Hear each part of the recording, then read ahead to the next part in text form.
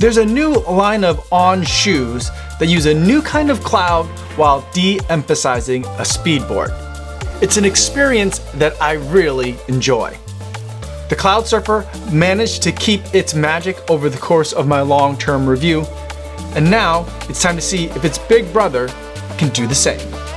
This is the On Cloudeclipse after 100 miles.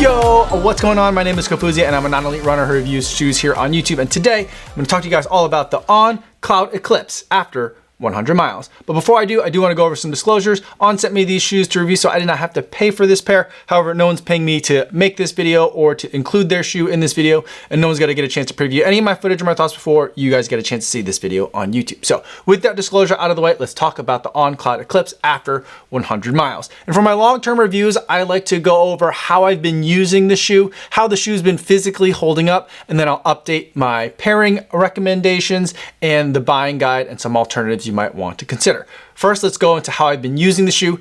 I've been using it as a recovery run shoe and an easy day shoe. I really enjoy the way the Cloudtech phase makes the midsole here compress. It really squishes down every time my foot hits the ground, and then it bounces back nicely as my foot rolls through the gait cycle and then pushes off into the next stride. Now, as far as I know, On isn't changing the kind of formula that's going into the foam itself. So we're getting a really nice chance to see what happens when you change the shape of these holes or channels that they've cut through the midsole. Plus, we're also getting a really good experiment showing us what it's like when they remove, or in this case, like adjust the size and position of the speedboard. Typically, On shoes have a speedboard, which is kind of like a hard plastic piece that sits in between your foot and the foam. And I've always found that to feel a little bit harsh underfoot and be very controlling in terms of the way your foot hits the ground when you're running in the shoe.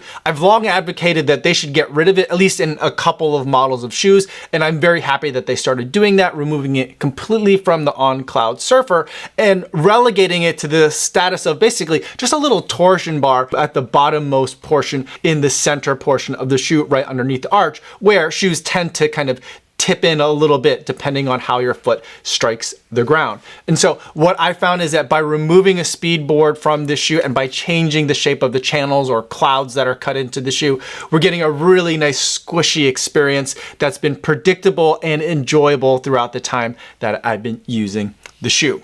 It's a shoe that initially I thought could be used for easy running and even for picking up the pace into some moderate paces. But for me, I found that I'm generally reaching for this shoe because it is a taller shoe, because it is a bigger, softer shoe.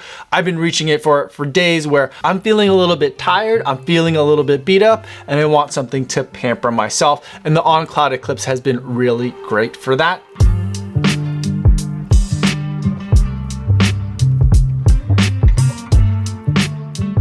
Now let's talk about how the shoe's been physically holding up. The concern when you're cutting holes into a foam is that it's gonna create increased wear and tear. In other words, the foam is going to degrade faster than you'd expect.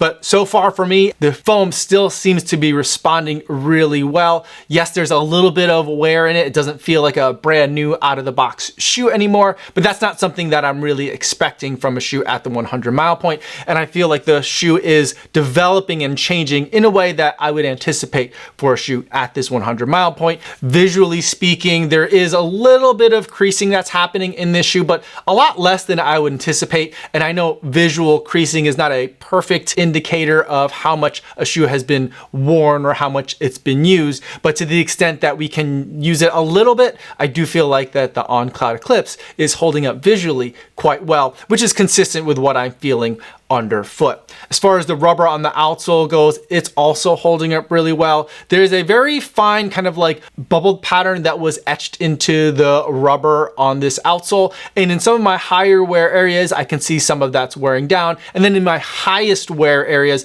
some of the cross marks on the rubber are starting to wear as well. And for me, the highest wear areas are on the outside of the heel and in the forefoot area. But I feel like the wear and tear is about what I would expect to see for a shoe at the 100-mile mark. Nothing is really concerning me at this point. So I feel like the outsole and the midsole are all holding up really well. As far as the upper goes, it's absolutely pristine. It looks great. It still fits great. Everything is holding up really well. I love the materials that they've chosen for this shoe, especially in the tongue. I love a good knit tongue. I love knit materials generally. So I'm happy to see the tongue as it's implemented here. But I do have one kind of thing that you might need to watch out for. For people that sometimes get blisters along the lace line, and more specifically at the top of the foot, if you have a taller foot or a higher volume foot, there is a potential blister point for me that I've identified. It hasn't resulted in a blister for me, but I do feel it here. And so I think that this area right here where these kind of two yellow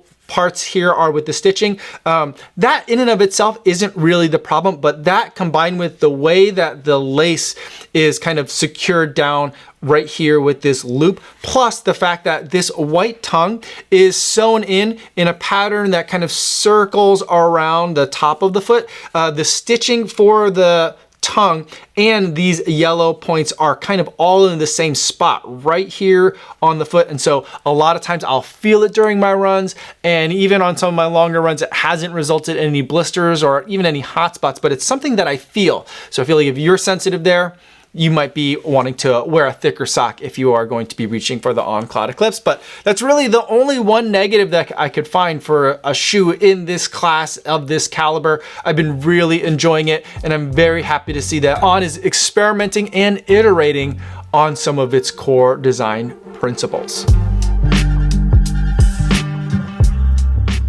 All right, now let's end this video by talking about some updates to my pairing recommendations and the buying guide. First, in terms of pairing options, in the first video, I gave you guys the options of the Prime X2 Strung and the Endorphin Elite. I still think that those are great pairs, but I'll give you two more shoes that I think you can use. If you're gonna be using the On Cloudeclipse as kind of your recovery day shoe and maybe your long, slow distance shoe, I think for easy days and every days where you might get a little bit more peppy, I think the Hoka Mach 6, which wasn't available at the time I initially reviewed the On Cloudeclipse, I think the Mach 6 would be a really fun option. It's a much lighter shoe. It's a peppier shoe. It's got a really great foam in it that has a nice response and bounce. So for those days where you want to pick up the pace a little bit, the Mach 6 is going to be really fun. And then for racing, another racing option that wasn't available when I first reviewed the Cloudeclipse is the Hoka Cielo X1. I feel like this is a bigger shoe with a bigger footprint for it, but it has a really fun foam and a really fast feel. I feel like if you're doing a lot of training in the Cloudeclipse, you're gonna enjoy racing in the Hoka Cielo X1. And if you'll notice, I picked two Hoka shoes, a racer and a daily trainer, to pair with the On Cloudeclipse, which basically is my way of saying to Hoka that this is what the next Bondi should really feel like. Now let's talk about some buying guide recommendations and some alternatives.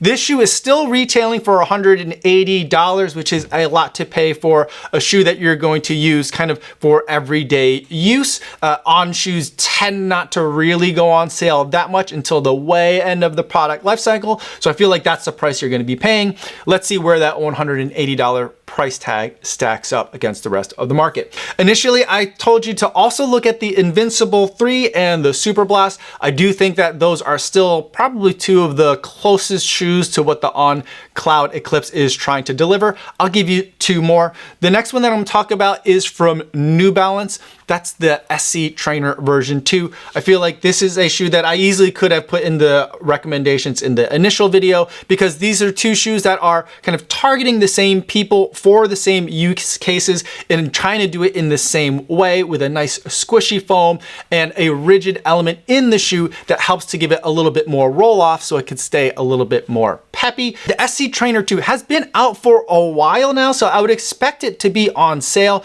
but right now I can only find it at the full retail of $180, which is the same price as on Cloudeclipse. And then I think the shoe that has been released since my initial review is going to be the Cloud Monster version 2. Now this is a shoe that's using kind of the old style of On Clouds, and it still uses a speedboard, although the speedboard even here in the more traditional type of On shoes are being modified as well to be a little bit less rigid and a little bit less kind of assertive in terms of the way it interacts with your foot. They also have a 2-layer foam system in here to make this shoe a little bit more lively and a little bit more dynamic of a shoe than the original version was. And I feel like these two shoes are starting to get a lot closer now. If you feel like the On Cloudeclipse might be too squishy for you and you want something that's a little bit more stable, look at the Cloud Monster 2. Both of these shoes are going to set you back $180. So those are my thoughts on the On Cloudeclipse after 100 miles. Really excited to see what On is doing with the Cloud Tech phase and the de-emphasis